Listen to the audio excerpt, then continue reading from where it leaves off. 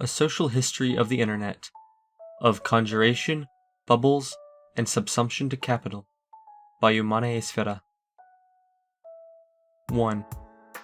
Unstoppable Forms of Untamable Social Content.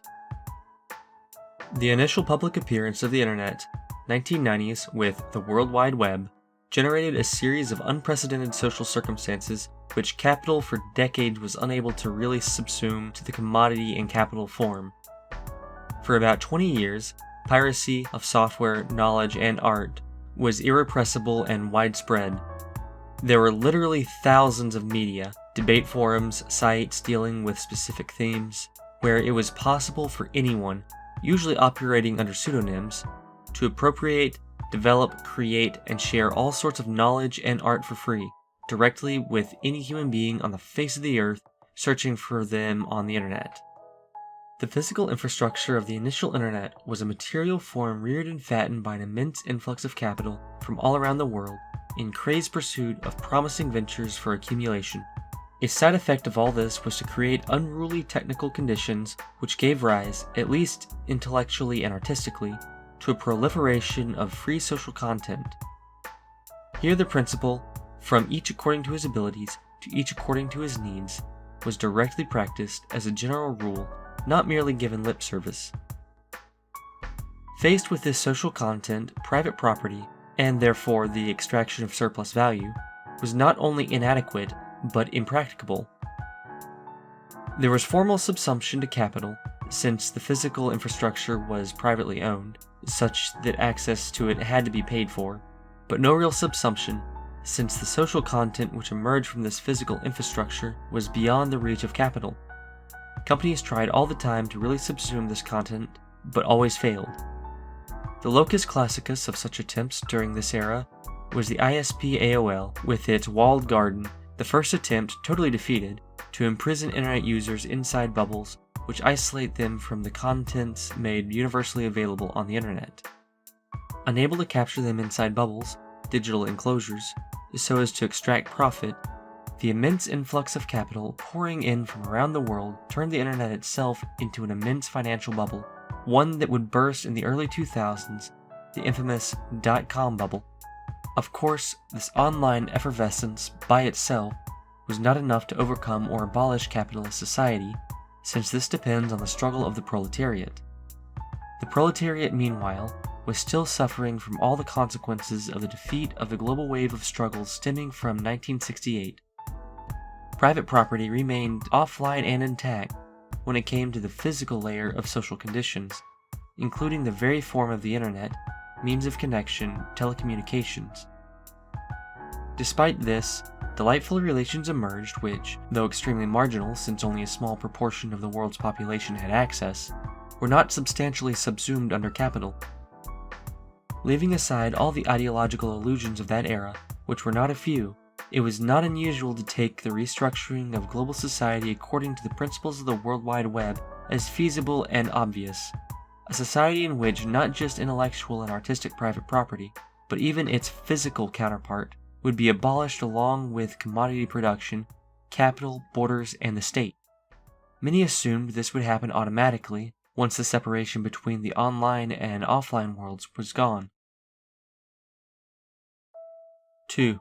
Conjuration of uncontrollable creative forces. All the untamed effervescence unleashed in this moment was subject to a great deal of criticism. Some said it was no more than a technological fetishism, an illusory form of virtual liberation that had nothing to do with struggles in the offline world. To such critics, all this was merely an escape from raw and undigested reality, whose essence was pain, sacrifice, and death, where real value was measured by self-denial, by suffering heroically buoyed along only by hope.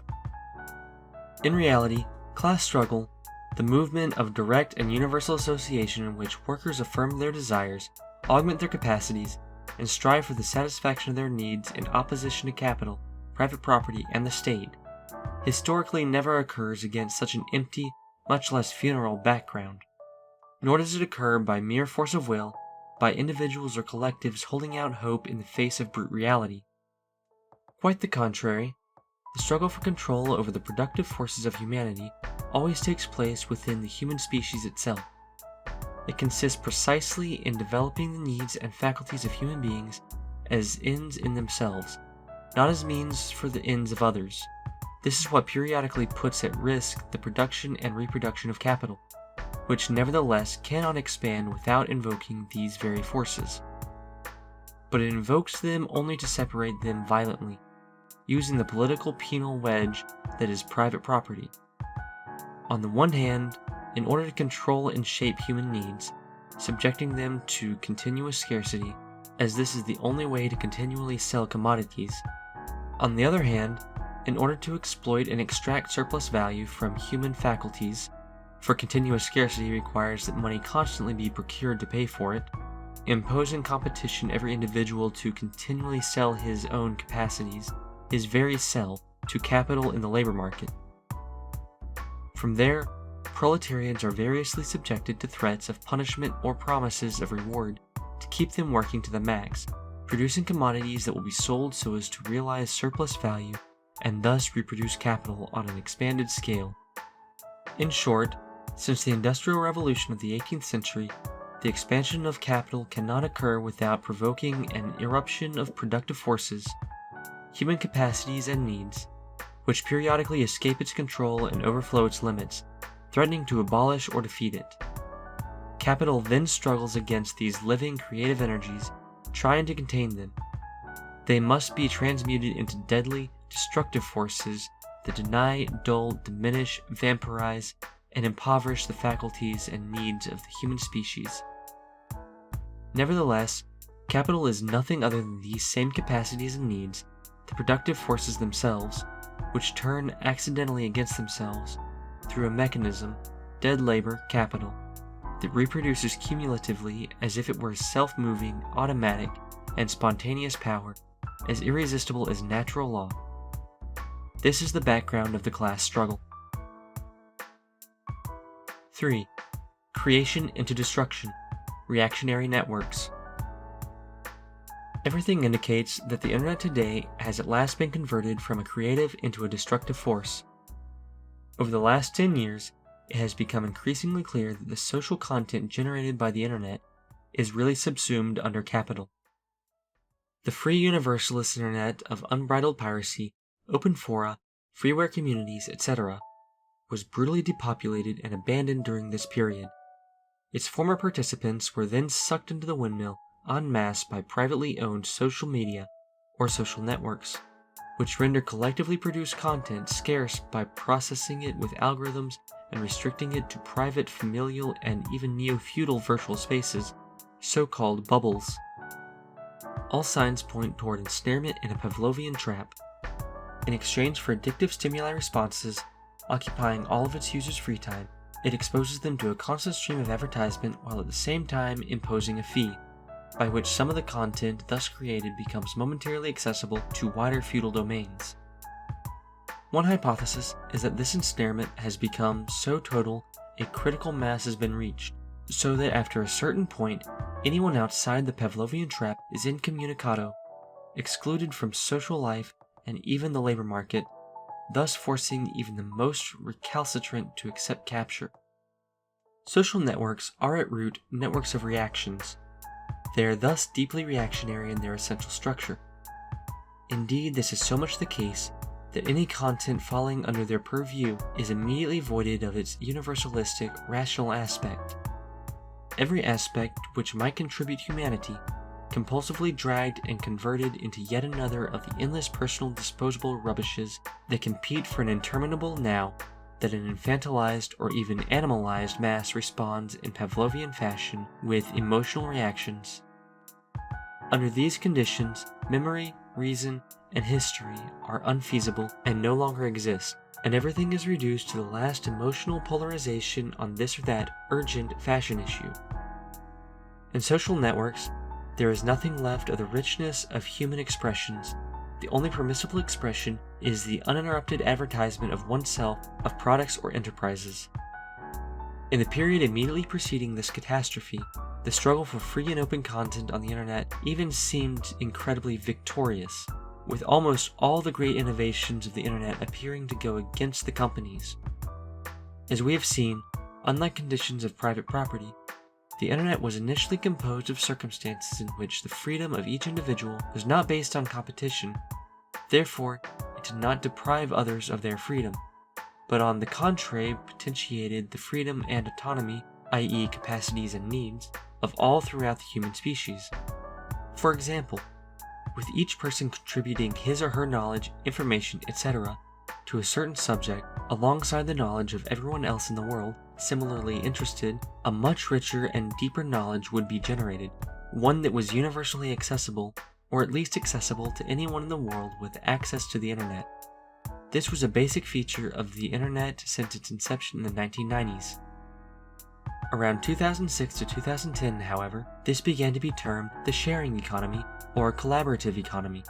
Strangely, from then on, these terms have seemingly appeared everywhere, applied to businesses, governments, advertisements for any product, and even self-help books. Most critics were wary, but many naive individuals were seduced by the thought that the anarcho-communist model of the internet had proved itself so superior that businesses and governments were now adhering to it. This would then change the world in a more cooperative, even post-capitalist direction, contrary to competition. Suddenly, many noticed, albeit too late, that these fashionable, collaborative economies, being used en masse, were in reality private enterprises, YouTube, Google, Facebook, Twitter, etc. What had happened was that numerous enterprises, emitting visionary utopian auras, virtually all utilized freeware and open source technologies that concealed their capitalist nature, were able to induce internet users to generate content for their private ventures. Users did not realize they were no longer contributing to the free community of the internet, a community which had been emptied and replaced by companies whose fixed capital algorithmically determines the conditions through which users meet and access the rest of the web. Henceforth, captured in this Pavlovian trap, voluntary contributions no longer potentiate one's own autonomy or that of others, but on the contrary only serves to accumulate more capital. This in turn breeds more dependence, more scarcity, and more subjection to the propertied class. And so capital finally found the formula to convert the internet into destructive force after decades of effort. Destructive because it denies the needs of the human species while dulling and impoverishing its faculties, which are vampirized by dead labor or capital. From that point on, with the internet at last domesticated, the rigid barrier that formerly held between offline and online has been more or less suspended. The real and the virtual become increasingly indistinguishable. 4. Packaged within the commodity form. One of the most basic features of computing is the exact copy of information at almost zero cost. Even before the internet, ever since the emergence of digital computers, especially PCs, there was already an extensive network of users around the world who transmitted free or pirated programs, files, books, images, codes, etc. on magnetic tapes or diskettes. The World Wide Web is nothing other than this data copying network become automatic and instantaneous via telecommunication repeater stations, which span the entire globe with fiber optics, cables, and radio frequencies. The copying and dissemination of information thus becomes a universal community where data can be made available by anyone for everyone, and vice versa. Moreover, this occurs almost in real time. It can include everything from live reporting on events to reserves of knowledge, both practical, how to fix things or even constructed, and theoretical. A multiplicity of reports equally accessible to all who sought them, combined with a variety of views on any given topic, allowed individuals to form fairly objective ideas about events and topics that affected their life. Digital transmissions of information fundamentally ignore scarcity, which forms the basis of private property, because such transmissions are themselves already copies. Not by chance, this word copy originated from the Latin copia, as in copiousness, meaning abundance, ample supply, profusion, plenty, from co, together, with, in common, and ops, power, wealth, ability, resources.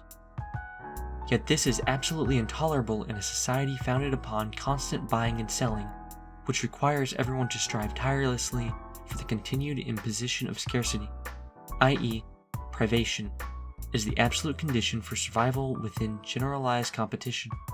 Capital desperately needed to create an artificial layer or interface to interrupt the universal physical network of free copies and make information scarce or otherwise difficult to access. It was necessary to inject into the internet a deafening and constant noise, an entropic wall against which information stands out as something separate, rare, private, and thus valuable/saleable.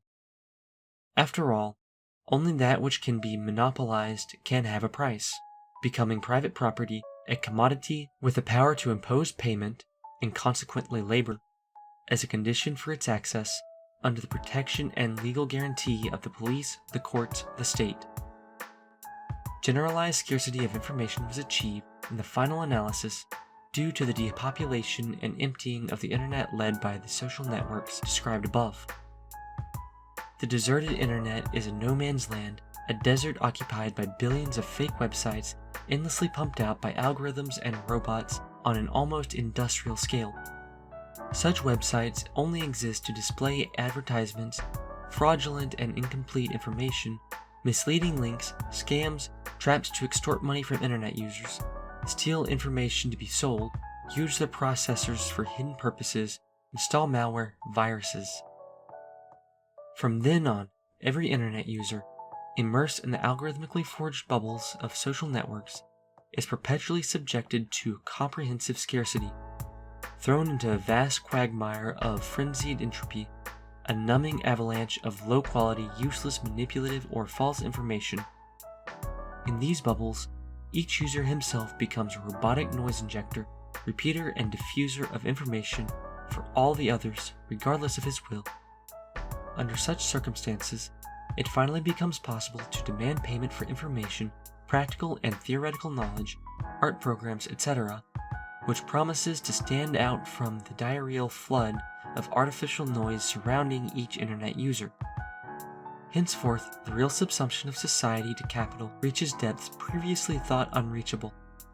Social networks have managed to further subsume human subjectivity to the capital form. Production for the sake of production, abstract labor, in other words, or production as a blind end in itself, has become a subjective imperative in the dialectic of recognition, to use the Hegelian parlance. Social networks are designed down to the last detail by companies so that participants only exist for each other and, consequently, for themselves, if they produce content for the sake of producing, frantically in an ever-accelerating perpetual present. They become addicted to gazing at the screen non-stop, waiting for new opportunities to react and generate more content, more noise. It is a form of production fitted to private property in advance, since it reduces participants, who in a prior internet age as a rule use pseudonyms, to real, identifiable persons certified by private property, that is, by the state and the police, and classified according to biosociopsychometric profiles subjected to the commodity form for sale and profit.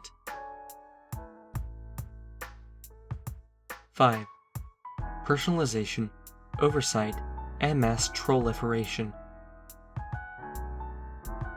As we said, in an earlier incarnation of the internet, use of pseudonyms was the rule. One effect of this rule was that things were never sought, debated, created, developed, or even enjoyed primarily under the personal, familial, feudal aspect that predominates today. Pseudonymous users communicated with each other because of their shared human interests, curiosities, and passions, not on account of some empty identity to be ceaselessly affirmed in the perpetual presence of an overwhelming avalanche of information.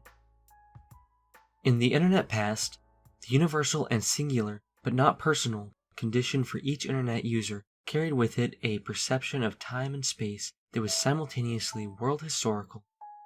Whenever some pseudonymous user published something on the internet, there was a perception that it would be accessible to all humanity and forever available to future generation. The passions by which they related to one another thereby expressed themselves as a passion for humanity and the future of the species, contributing elaborate masterpieces never to be eroded by time or hemmed in by boundaries in space. Thousands of admirable websites existed which are now either abandoned or for the most part missing. Exactly the opposite prevails today, at a time when everyone already knows what they contribute only holds true for here and now, for family, friends, and friends of friends to react to, or else it will go viral among the amorphous mass, disappearing from public view and rejected as immediately obsolete. This implies that every user has the wary perception before he even publishes something that it is useless or not worth it to try to elaborate on anything beyond the now time or feudal space of friends and family in the stultifying pursuit to go viral. Moreover, most free internet activities, above all piracy, were regulated by the state in offline life. Hence, the use of pseudonyms was a vital necessity, since the methods used by companies and the state to identify users were still primitive when they were used at all. Of course, there were also trolls, people who channeled their offline frustrations into destructive online behavior, causing confusion in forums, etc. But they were no real threat, because people were not crazy enough to expose themselves on the internet with their own name, photo, and address. Today, it is just the contrary. Now, almost everyone has agreed to be exposed to the trolls, psychopaths, mafias, police, bosses, and enterprises. Indeed, people are forced to expose themselves if they do not want to be rejected from social life. At the very least, they live in a state of constant fear of seeing their image destroyed, and in the society of the spectacle, that's all there is. Here this occurs in a highly personalistic and accelerated fashion, without time to reflect, which only allows for emotional reactions and obliges everyone thus frustrated to become a troll as well. 6. Subsumption of the gears that make up the mind: memory, thought, volition, appetite. Not only are the social relations of each person's knowledge, abilities, and affections with others being increasingly subsumed to capital, but the relationship of each person to the ideas and capacities within themselves are being subsumed. By externalizing knowledge, faculties, and feelings in social networks, the data become, in a short time, uninteresting, obsolete, and disposable. There is no time or space for deep development of any ideas, knowledge, or capacity for oneself, because there is no longer time or space in which they can be expressed to be enjoyed and confirmed, or not, as an objective social human power. Socrates criticized writing because it externalizes human memory into objects, which would make people unable to remember, becoming increasingly forgetful and less autonomous. Perhaps he was exaggerating, but it is an accurate description of what we are seeing today. Memory of each one is increasingly outsourced, abandoned to be appropriated by companies, which makes it scarce, opaque, and difficult to access the original form in which it was outsourced, so that it becomes a commodity when it is returned facilitated, chewed by algorithms, manipulated, and formatted to create dependence on the enterprises. It is a modus operandi diametrically opposed to that of the previous free internet community, whose wealth consisted solely in increasing the autonomy, the abilities of those who participated in it, who became more powerful with the stories and memories that each one brought. This algorithmic operationalization of the mind for private property can be seen in the current man-machine interfaces. They become increasingly bestializing, devoid of all the wide configuration and modification possibilities they had previously. Even the simplest software of the 1990s looked like complex spacecraft panels.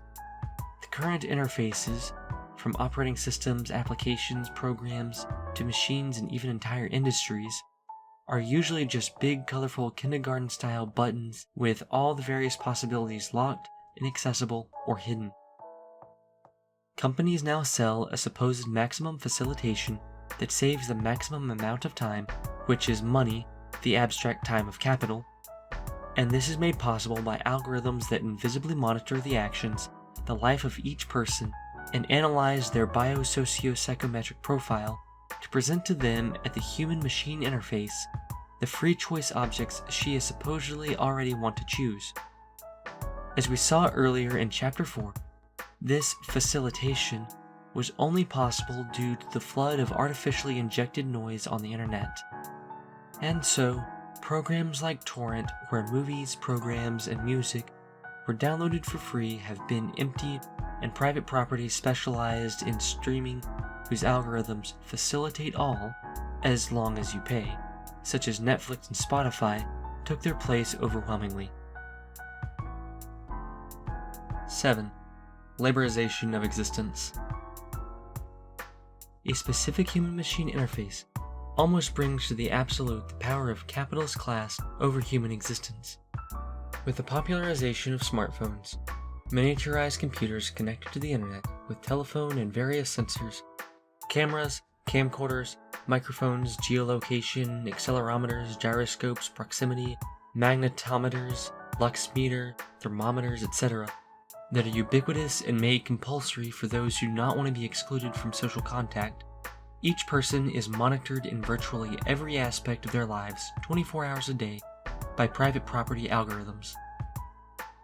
The data collected by companies allows them to implement through the same smartphones a subsumption of society to capital that covers the smallest details of daily life.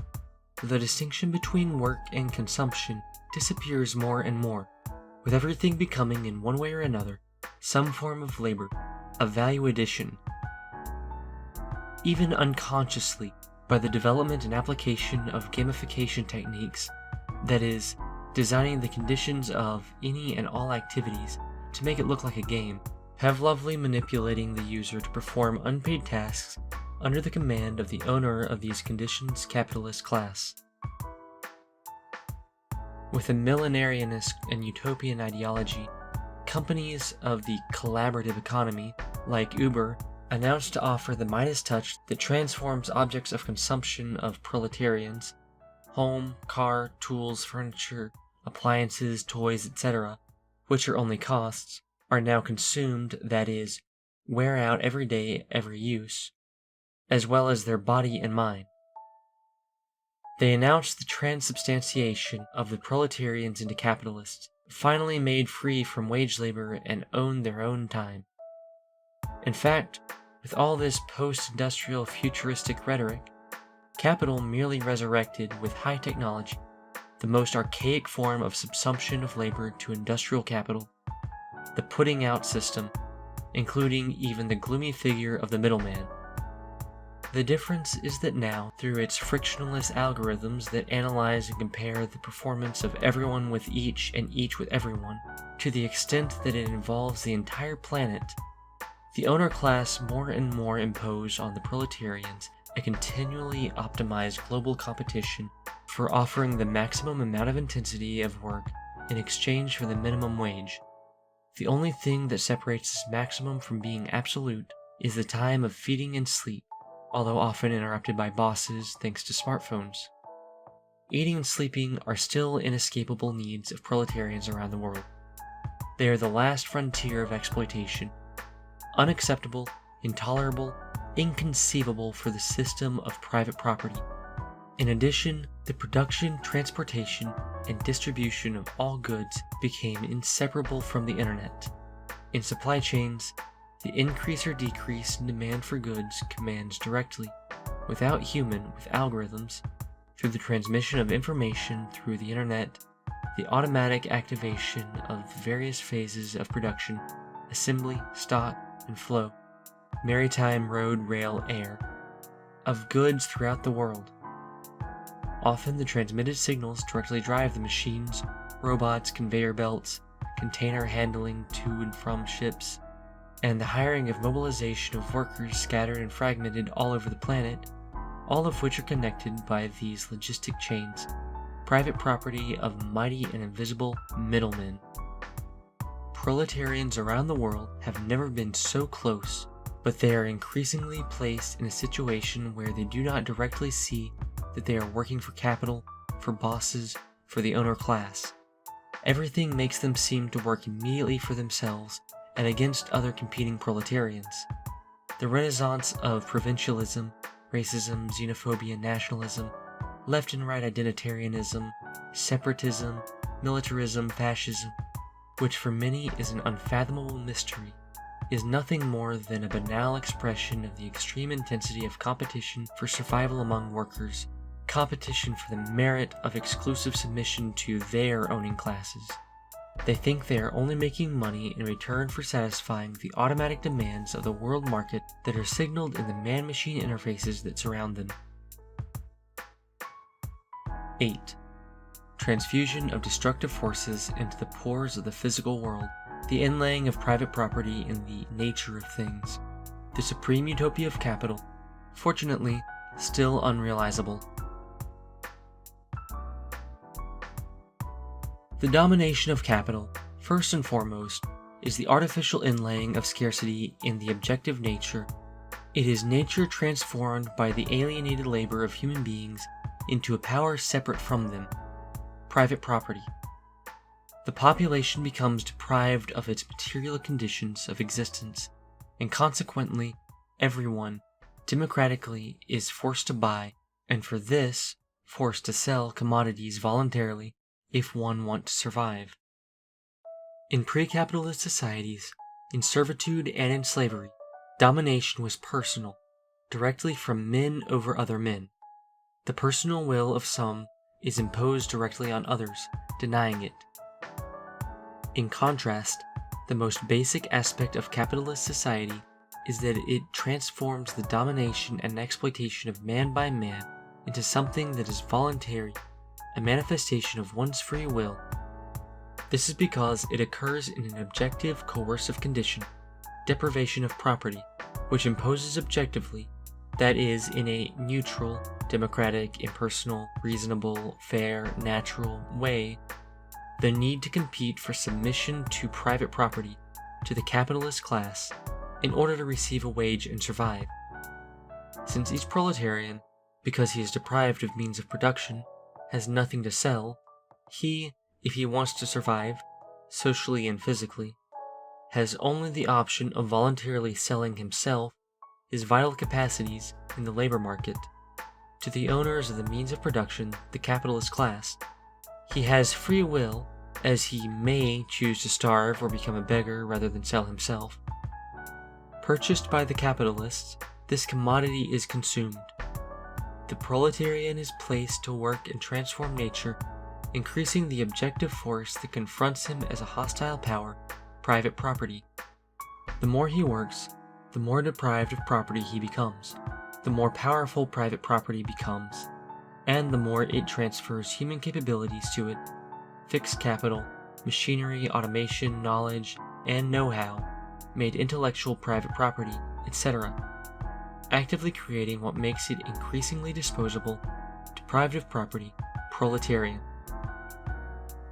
In short, in capitalist society, domination presents itself as an imperative of objective reality, a force of nature, second nature, that was created by human labor.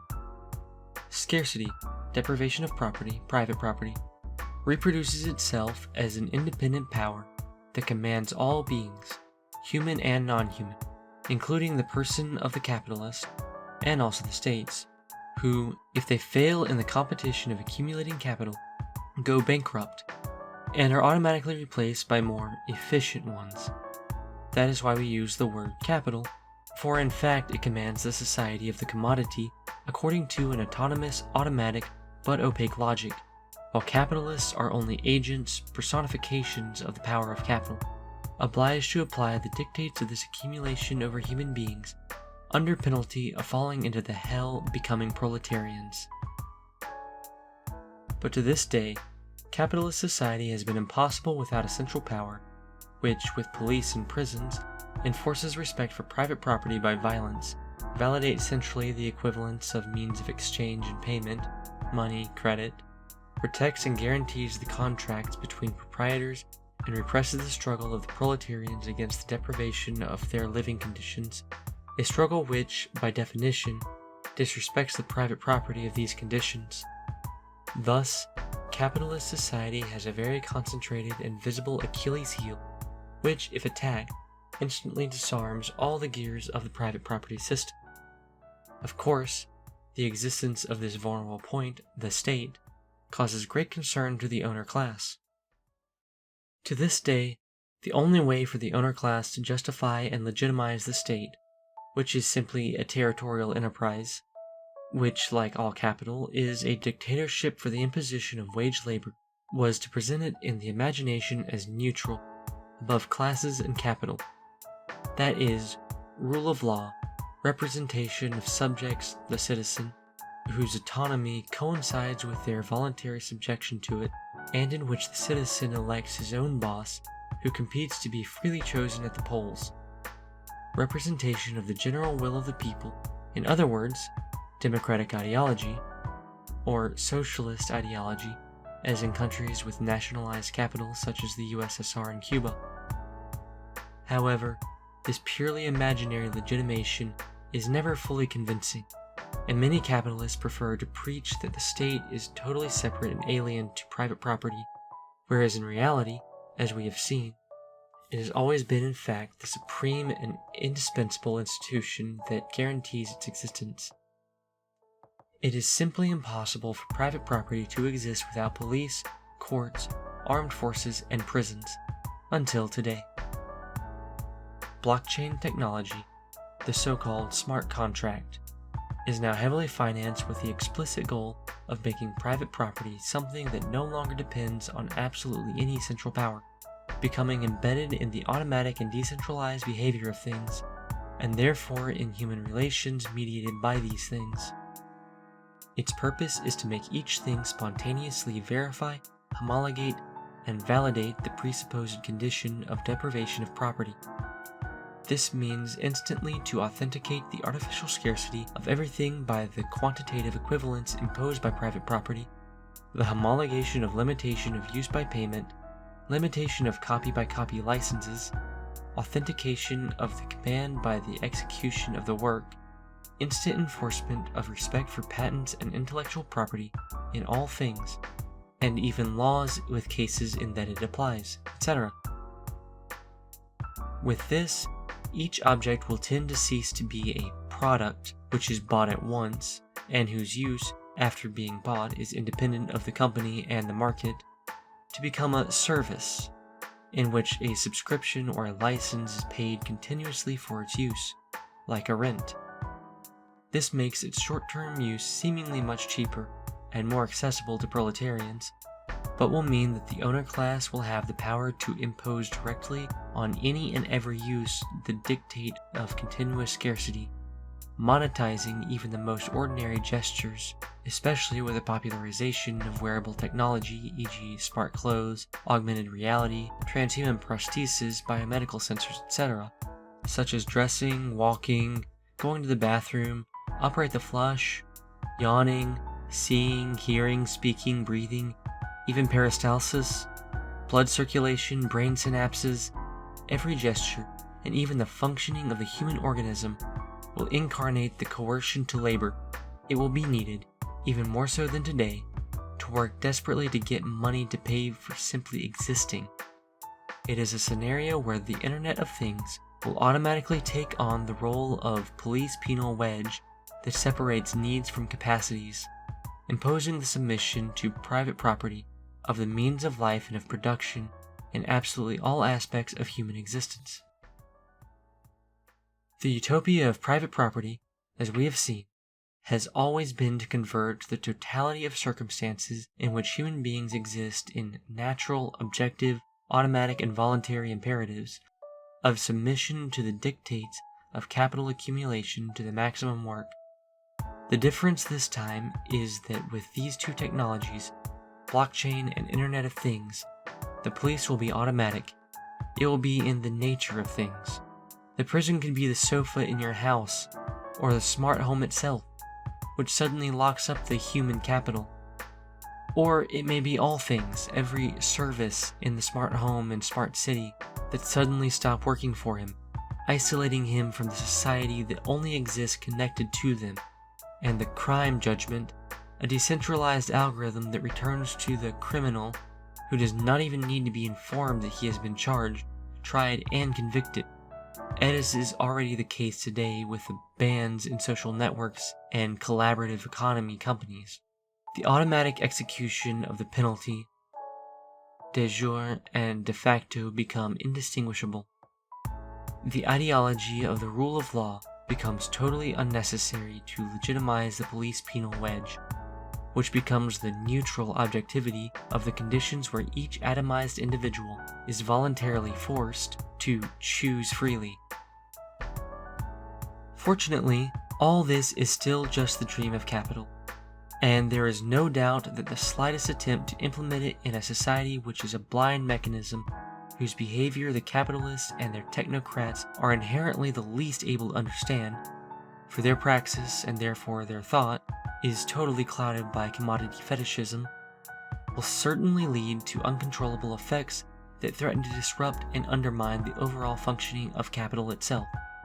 For example, look at what happened recently with a little experience of the cryptocurrency Bitcoin, from which the very idea of blockchain originated, which was created on the basis of the unshakable fetishist faith in the invisible hand acting through auto-moving technology, dead labor. It is much more likely that, in the end, blockchain technology will be primarily used by states to keep their records instantly up to date and to make surveillance, judgment, punishment, and policing schemes automatically unified and immediate to the utmost. Or else, what in fact makes no difference, by enterprises that in the division of labor will play the unifying role, interoperability, necessary for the continuity of capitalist society, which without it collapses torn by competition, the war of all against all that moves it. Charging a bill for access to the blockchain that is its private property, e.g., blockchain implementation such as Ethereum or thus. It is a private property that will be the indispensable unifying infrastructure for all transactions and things produced in capitalist society. In practice, this bill will be the same as taxation, just as these enterprises will be the same as a state. The latter will only cease to adorn itself the democratic ideological facade, republic, constitutional monarchy, socialism, to become directly an absolutist corporate monarchy. In fact, as it always was, in one way or another, dictatorship of capital. As for artificial intelligence, and the illusions about it, unemployment and universal basic income, we will not speak here, because we have already addressed it previously in the article Artificial Intelligence, Unemployment, and Universal Basic Income, another panacea of the owner class. 9. Conclusion. Forget hope. As we saw earlier, the self-constitution of the proletariat is an autonomous class against capital. The class struggle can never take place on an empty or funeral background that would be confronted by the free will of the hopeful exploited, who would break the isolation through a community of suffering, pain, and guilt. In concrete reality, it is exactly the opposite. Human capacities and needs, the productive forces, are both ends in themselves and the means of the struggle of the proletariat against capital. It only depends on them the rupture of isolation and atomization, the fraternization, the eruption as a world historical class, as well as their victory or defeat. As long as the other is found in practice as the cause of incapacity, denial of desires and necessities, impediment to survival and the competition of all against all, for submission to the private property of the means of life, there is no possibility of breaking atomization and isolation. The attempts to break it by willpower, correct ideas, or activism only produce the same circumstance, at the most creating an even more unbearable moralistic competition, introducing at an even more extreme level in human subjectivity the doing for sake of doing, production for sake of production, i.e., the real subsumption to capital. To freedom, which consists in the practical affirmation of the productive forces of the human species, capital opposes the fictitious freedom of free will or free choice. This imaginary freedom is the way in which it submits and adapts human subjectivity to the separation of capacities from needs, which are violently separated by the deprivation of their means, private property. This pseudo-freedom serves to turn them against themselves, converting them from productive forces into destructive forces, accumulation of dead labor, active servants, and the imperative to choose among the innumerable options of submission and exploitation that capital presents in order to produce itself indefinitely. human faculties and needs are created, produced, and developed in the material conditions of existence that they are transforming. That is, in praxis. In this, they produce themselves, bringing out in this transformation untold faculties, potentialities, desires, and needs, the discovery of unimaginable and impossible potentials under the previous conditions. There is no free choice. Choosing, by definition, is to pick out from among the things already known, already existing, the components on the status quo itself. In genuine freedom, on the contrary, nothing is chosen. None possible is selected, but rather, by transforming the conditions in their totality, it emerges what was always seen as rigorously impossible. This implies that it makes no sense to try to make communist theory to compete with others to be chosen by the exploited, popularized, go viral. This is because, as we have seen, it is not from the free choice of the proletarians that arises and develops their struggle, their freedom, their autonomy, but rather from the materialistic increase of their capacities to act, to affirm their desires in practice, to satisfy their needs, etc., associating as a class without borders against the dictatorship of capital, which are indistinguishable from the increase of their capacity to think autonomously. It is only as an expression of this that communist theory may be appropriate on its own terms, rather than being reduced to one more advertising in the society of the spectacle. In other words, it is from the communist praxis that the need arises to appropriate the present and past theories that have dealt precisely with this praxis. At the same time, theories are criticized, ridding them of the mistaken aspects of the past, to develop the theory of their concrete praxis, the knowledge of what is objectively necessary to do to destroy capitalist society and clear the way for the process of eruption of impossible go to the end. This also implies that in the long periods of practical incapacity as today, profound defeat of the proletariat, the tiny minority that, thanks to existential accidents, takes part of communism and develops theories whose only importance is to compose a radical analysis of capitalist society, the mutations of domination and exploitation, and especially of the situation of human needs and faculties. It is these latter that sooner or later burst forth as wild productive forces, since capital is bound to periodically invoke them to expand the material conditions of the intensification of accumulation, inadvertently unlocking these forces. But as every transformation of the conditions of existence creates the eruption of the impossible, of the unexpected and unpredictable, capital is forced to strive violently to domesticate these forces, to make them turn against themselves. Otherwise, they threaten to overflow it, abolish it, defeat it. From the analysis of the contradictions and potentialities that unfold in a capitalist society, the theory updates the communist program, which is nothing more than an outline of synthesis, always incomplete as long as capital and the state are not abolished, of the practical necessities objectively indispensable to overcome class society today, all strictly impossible, as we saw earlier. For example, in the face of the fact that strikes, protests, and occupations have become domesticated and channeled by the various factions of the ruling class, competing to direct wage labor, capital, and the state, from the left and right bureaucrats to the countless legal and illegal factions of national and international capital, including industrial, financial, and commercial capitalists. It is today an illusion to suppose that these tactics press for gradual capitalist reforms in favor of the workers, e.g. towards a welfare state. Against this illusion, the communists, or at least us, stand affirming the objective necessity to overcome these old tactics, substituting the strike with the tactic of free production that immediately abolishes the enterprise and employment by rapidly diffusing exponentially throughout the world uncontainably.